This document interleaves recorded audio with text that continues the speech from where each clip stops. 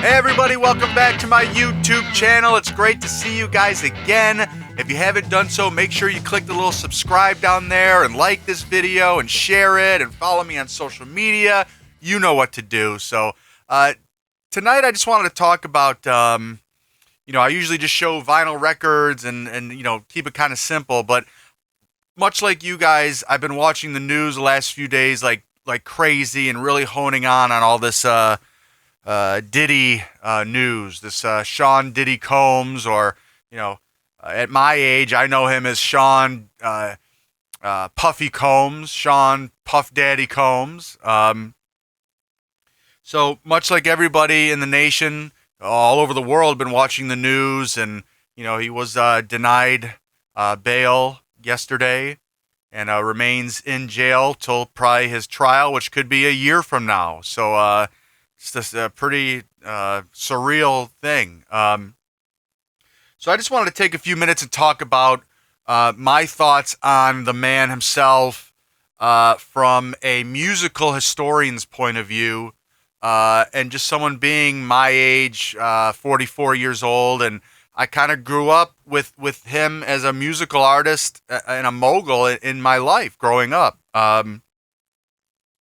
I just wrote a few notes down here. So, when I was 16 years old, 1996, I just got my first car, and right in conjunction with that, the single comes out, the CD single of his first solo song, Can't Nobody Hold Me Down, comes out, right? And this is where you're first hearing about Puff Daddy, this, this guy.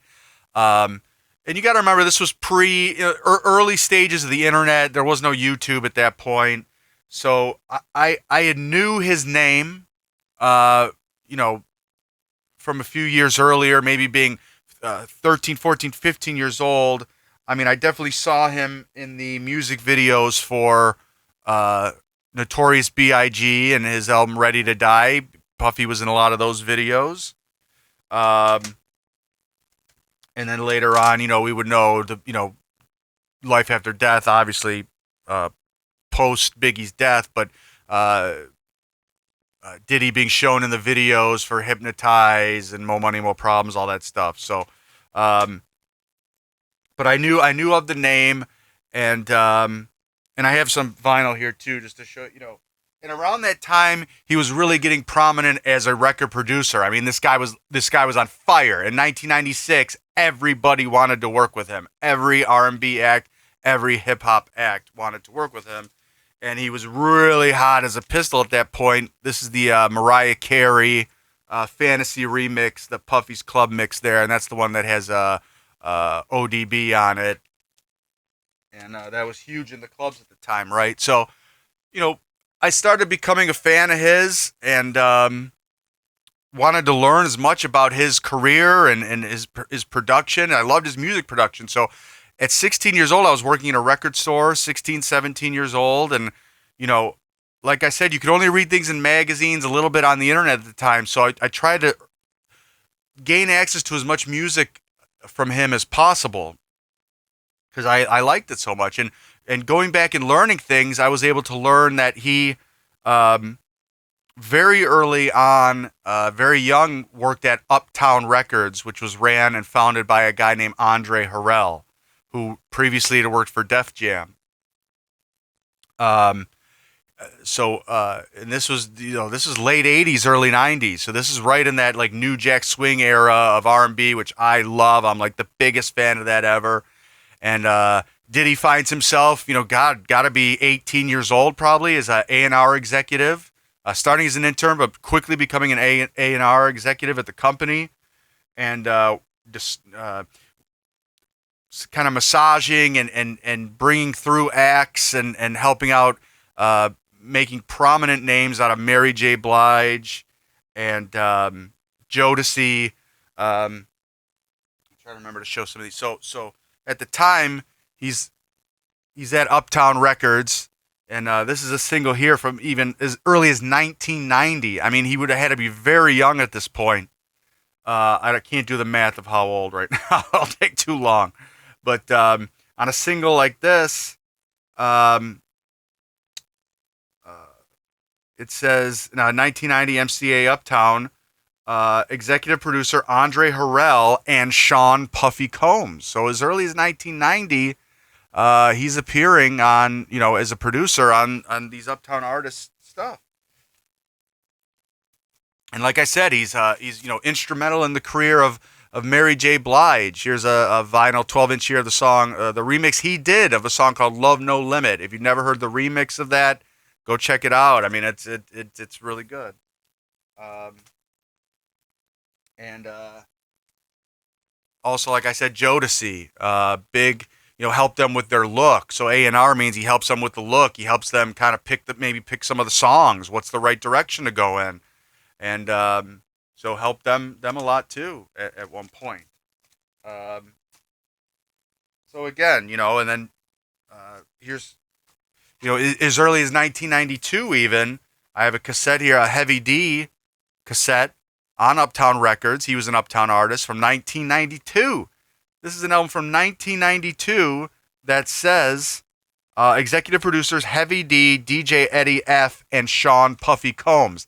So, he was an executive producer on this album. It had to be not even 20 years old, I would assume. And then I also pulled these from my collection. These are Uptown Records compilations that came out probably in the late 90s. And this has all like the stuff that Diddy would have been involved in with that label. Instrumental in songs like You Don't Have to Worry, Mary J. Blige. The Jodeci stuff, Heavy D and the Boys. So he's, his influence is on here big time. And definitely in my collection are these two albums that I hold in very high regard. The first two Mary J. Blige albums, and more so this one, the one called My Life, that again here says it's Uptown Records, executive producers Andre Harrell and Sean Puffy Combs. So, being a kid,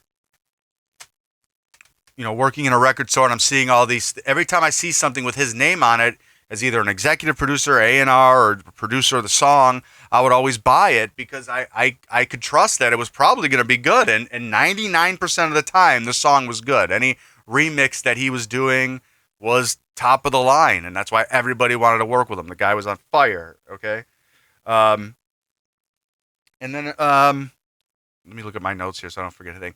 So anyway, I'm in high school. I'm a big fan.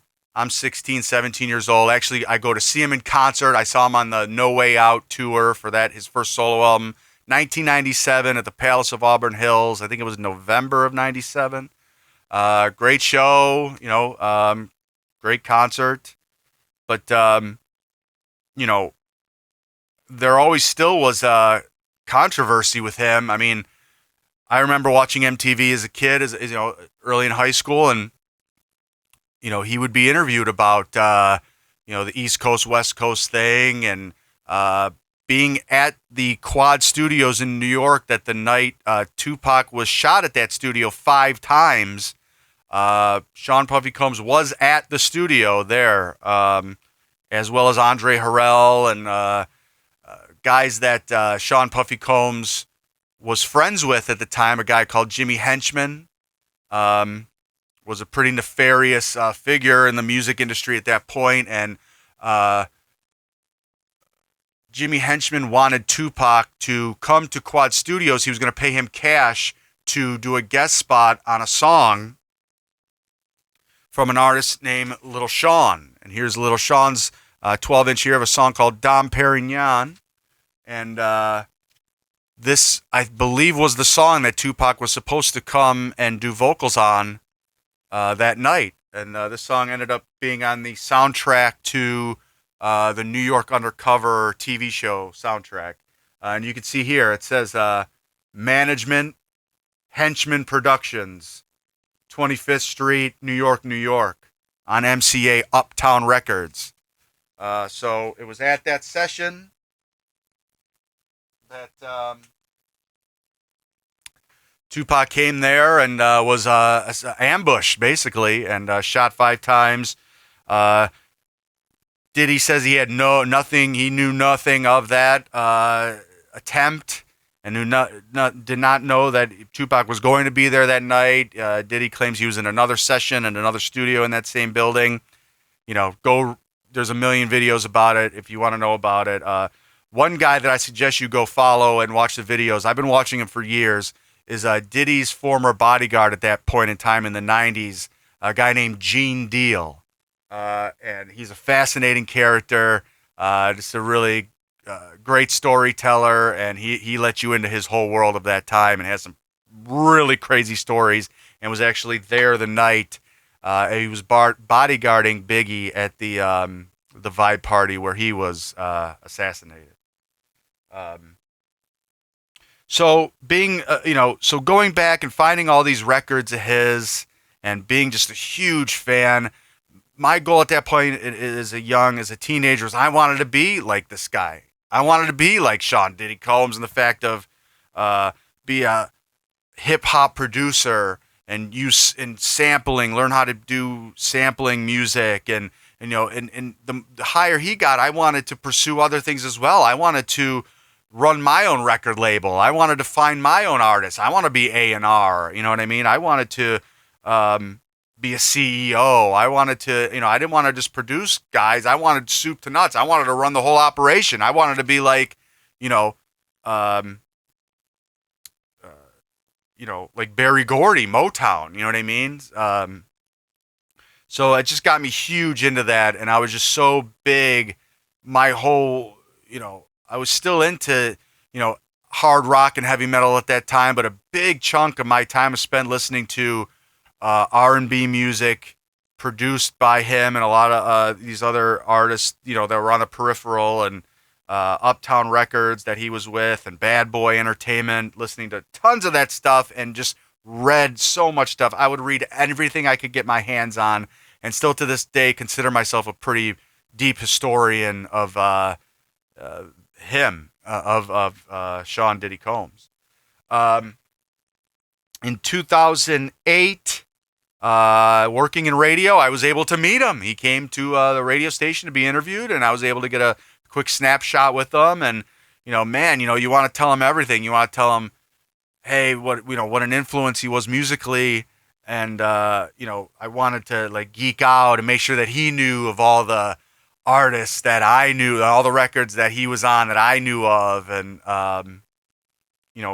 show him how much knowledge I had of his work. But that those things don't happen. It was a quick 2-second picture opportunity and off you went and he's got to go. So, but either way, that was surreal as well. So that kind of brings me, here. So where do I go from here?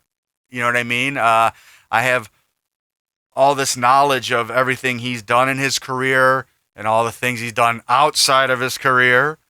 And I guess I can say that, I guess musically it doesn't change anything. I still will listen to the music from time to time, and I can't hold these artists accountable. I would still listen to Mary J. Blige. I would still listen to Jodeci. I would still listen to Mace. I would still listen to 112. I would still listen to any of these, Lil Kim or whoever it may be, Heavy D, whatever the case may be. So.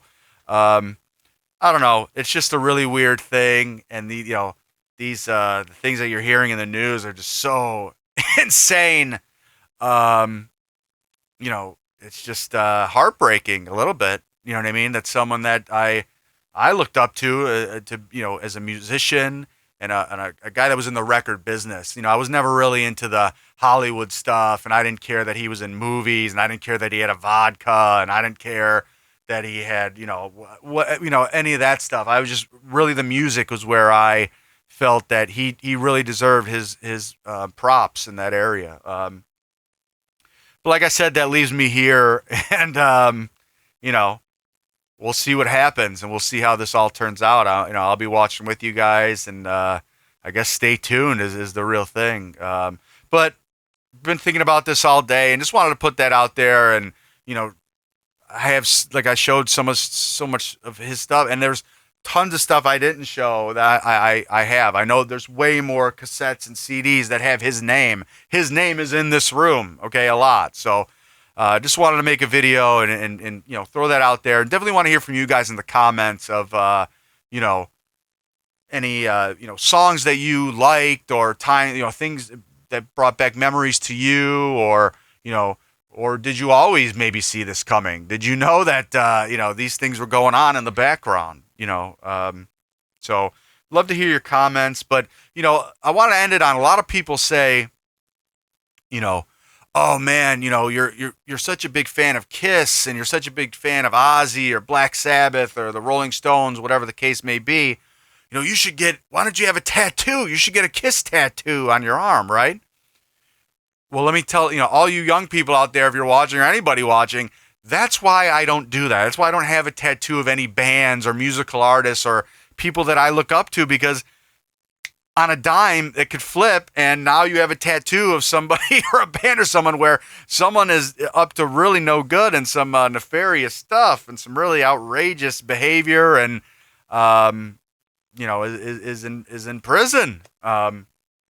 So anyway, thanks for everybody for tuning into this one. Like I said, like, subscribe, and I'll be doing stuff like this here and there. I love doing the musical historian stuff. So I'll see you guys soon, and there'll be more vinyl. I'm already buying more, so I'll see you guys on the next episode. See you later.